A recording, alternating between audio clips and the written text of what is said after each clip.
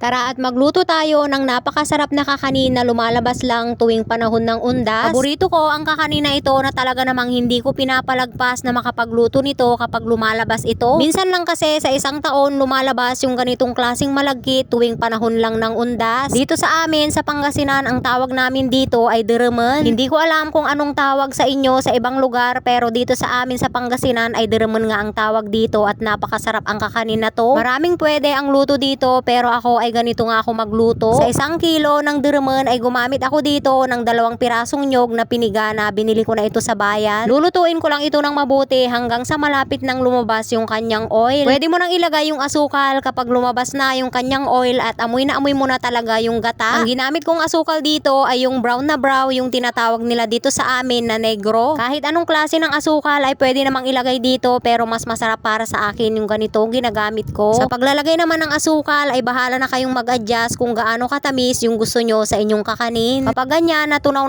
na yung asukal ay pwede na nating ilagay itong malagkit. Madali lang naman itong iluto dahil parehas lang sa pagluluto ng biko. Yung ganitong klase ng pagluluto ay tumatagal ito ng 2 araw, hindi ito mapapanis. Basta lutuin nyo munang mabuti ang inyong gata hanggang sa lumabas muna yung oil bago nyo ilagay ang inyong malagkit. Kapag kasi hindi mo nilutong mabuti ang inyong gata at inilagay nyo kaagad yung malagkit ay madali itong mapanis, kinabukasan lang ay panis na agad yan. Masarap pa naman itong kainin kapag kinabukasan yung malamig na tapos may mainit na kape. Kapag ganyan na sobrang kunat na ay pwede na nating ilagay dito sa ating bilao na may dahon ng saging. O diba, napakadali lang itong lutuin at grabe napakabango. Ito talaga yung pinakapaborito kong kakanin at hindi talaga ako nagsasawa dito. Syempre hindi nakakasawa dahil nga minsan lang ito sa 1 taon kung lumabas. I-flat lang natin ng maigi dito sa bilao at wag muna natin itong tatakpan hanggat mainit pa. Sobrang excited ko nga i-flex sa inyo ay muntik pa nga itong malaglag. At ang pinakamasarap na kainin dito ay yung tutong yung naiwan sa kawali. Wala talagang sayang sa kakanin na to dahil maski yung tutong niya ay yun talaga yung pinakamasarap. Sobrang kunat nito at napakasarap, grabe. Ngayon pa lang na mainit pa ay masarap na, lalong sasarap pa to kapag malamig na. At ayun lang naman for today's video. See you sa next recipe.